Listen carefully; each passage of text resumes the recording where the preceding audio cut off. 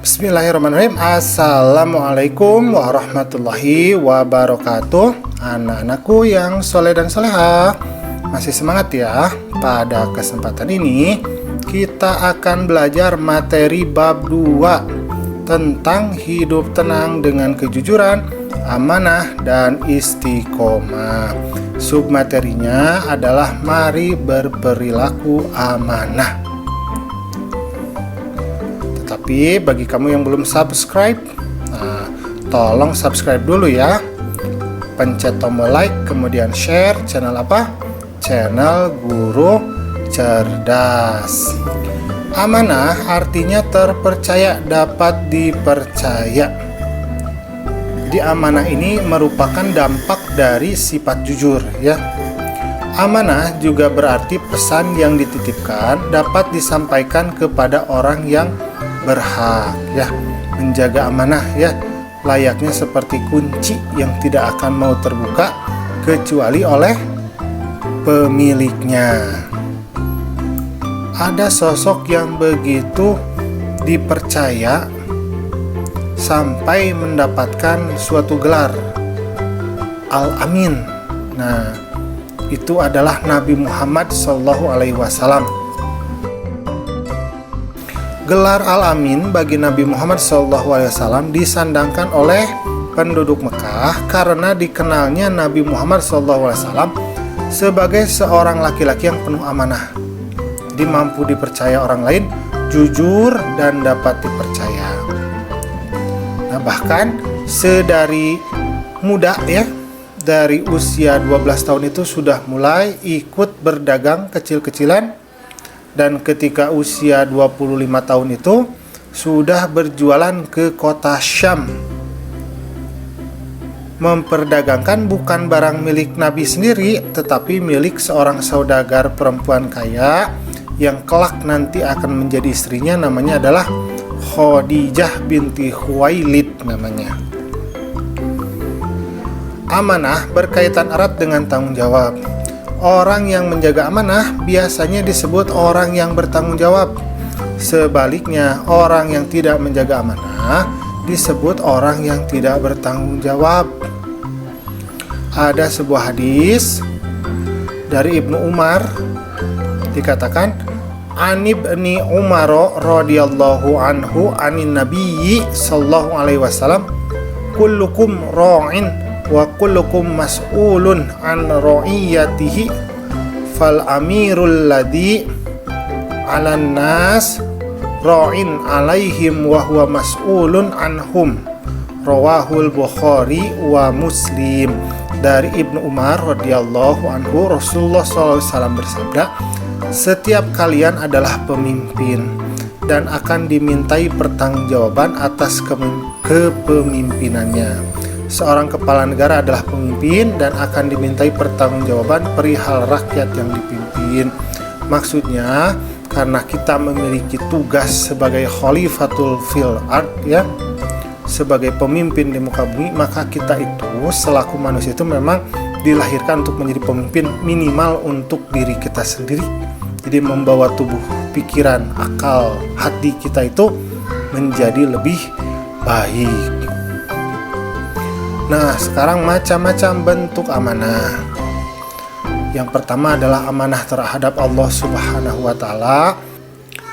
Ini merupakan penghambaan kita terhadap Allah Subhanahu wa Ta'ala, sehingga kita mau mengerjakan apa-apa yang diperintahkan oleh Allah, kemudian menjauhi apa-apa yang dilarang oleh Allah, karena sesungguhnya diri kita ini adalah milik Allah ya.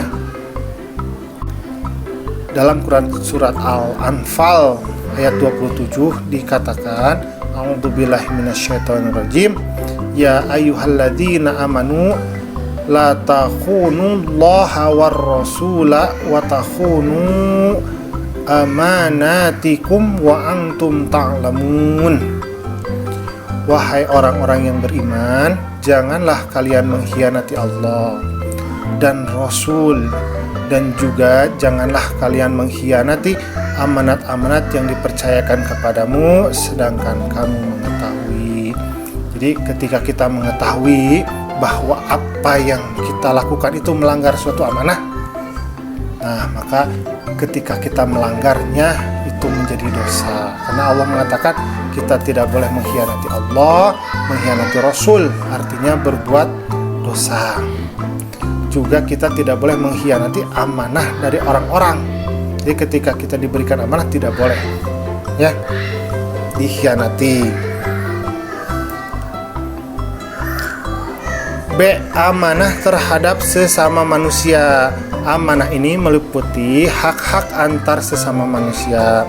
Jadi ketika kita diberikan amanah oleh sesama manusia, apakah oleh orang yang otoritasnya lebih tinggi, semisal orang tua, atau otoritasnya lebih rendah ya, semisal adik, nah, maka kita itu harus tetap memegang amanah tersebut.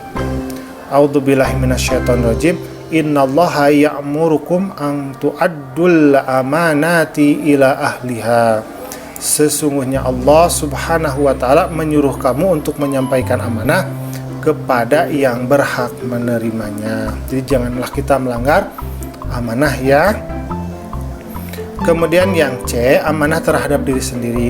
Amanah ini dijalani dengan memelihara dan menggunakan segenap kemampuan dari diri kita sendiri demi menjaga kelangsungan hidup, kesejahteraan, dan kebahagiaan diri.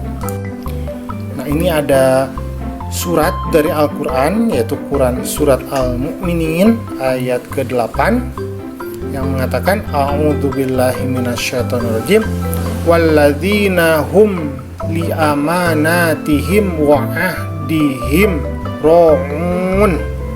Dan sungguh beruntung orang yang memelihara amanah-amanah dan janjinya.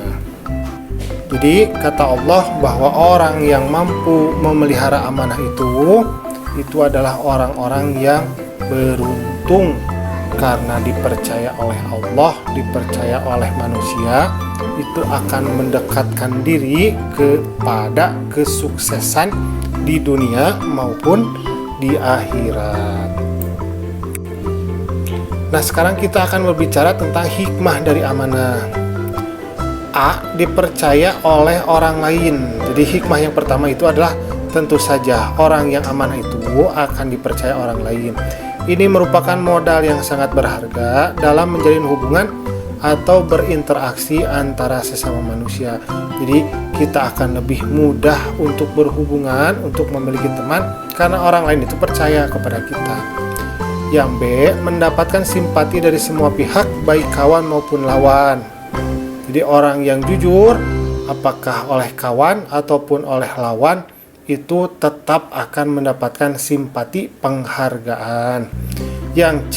Hidupnya akan sukses dan dimudahkan oleh Allah Subhanahu wa ta'ala. Jadi orang yang amanah memang cenderungnya akan mengalami kesuksesan dalam hidup karena orang lain itu akan lebih mudah percaya dengan apa yang dikatakannya.